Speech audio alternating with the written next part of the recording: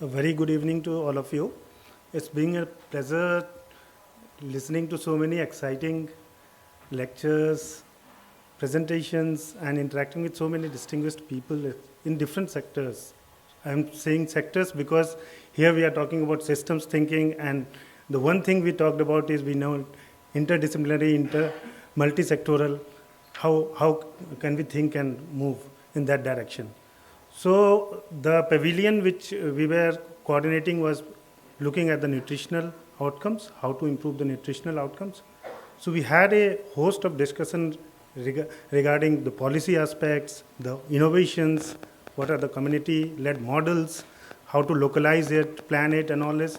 And it was very rich and inciting. So what I'm going to say is just give you a background or backdrop of why we are talking about this and what has emerged out of the rich, insightful discussions. As Abhishek has said, it's very difficult to capture it in 5 or 10 minutes, but I'll try to do my best. So one of the main concepts that emerged is also we need to have a life course perspective to nutrition. And that means looking at more in terms of how we are acknowledging that there are critical windows of opportunity which exists and sensitive periods where if you focus on enhancing nutritional outcomes, it can lead to a multiplier effect in the later life. So that's one aspect which needs to be taken into account, and that's where the policy focus should be more in the like more in terms of when we are talking about planning and improving nutritional security, because it's also linked to the intergenerational nutritional issues.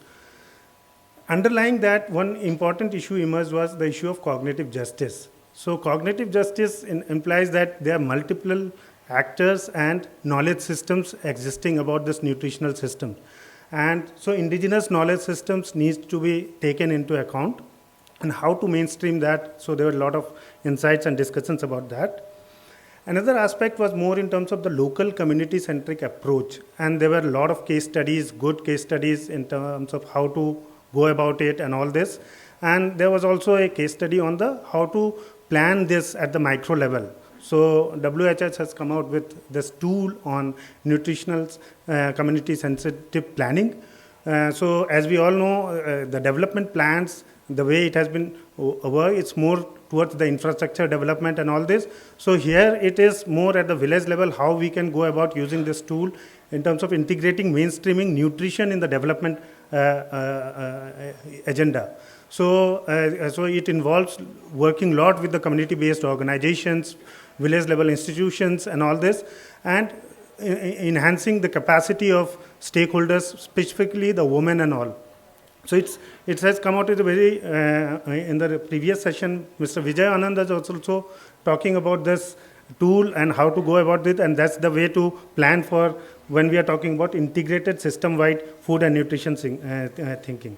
We had also talked about more in terms of how to have an integrated perspective on nutritional security, looking at right from the way we produce food to the way we process it, package it, distribute and give it to the end consumer. And there are also different initiatives focused on how to localize such food production and consumption had come out, and more in terms of there's a lot of scope for innovation at that front, more in terms of how we are innovating at the product end, but also more at innovating at the awareness generation, those kind of stuff.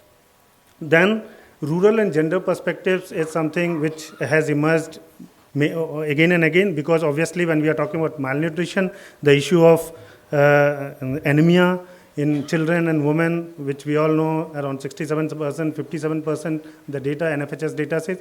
So there's a lot of perspectives how to do that. And in that, the life course perspective was talked about. There was also talk more in terms of the degradation in the nutritional quality of food product because of climate change. So linkage of climate change, nutrition, agriculture was also brought about, and there needs to be more scientific evidence which needs to be generated at that end in terms of how it is, particularly in iron and zinc.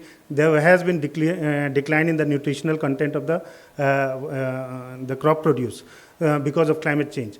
But we don't have region-specific information and data how it is impacting. So that was, another was also in terms of the carbon footprint of nutrition. there's a lot of food waste and loss happening. So how we like translate it into the carbon footprint of nutritional in terms of nutrition was also discussed and talked about. Then the important issue of integrating VAS in the nutritional activities was also very much highlighted in terms of how issues of sanitation, hygiene, and their aspect of awareness generation, community awareness generation through innovative means also were discussed and brought upon. So in a nutshell, what I would like to say is there was a lot of case studies in terms of how do you introduce at the midday meal scheme biofortified, and we had a very lot of discussion in terms of divergent viewpoints on whether we should go for biofortified crops or whether we should be aiming at more holistic view of addressing malnutrition. But the point remains, as a low-hanging fruit, it has been talked about, and there has been case studies also on terms of how such interventions can help address malnutrition problem in the short to medium term. So yeah, so that's in a nutshell. Maybe I have done justice in terms of giving you the broad snapshot of what has been discussed in all day. But as you all know, it's a complex scenario and a complex system, and a lot of issues hidden behind when we are talking about such interconnections and systems. And we try to unearth some of it, and we would like to discuss it more with the concerned stakeholders and bring it more into focus and make it more sharp. Thank you.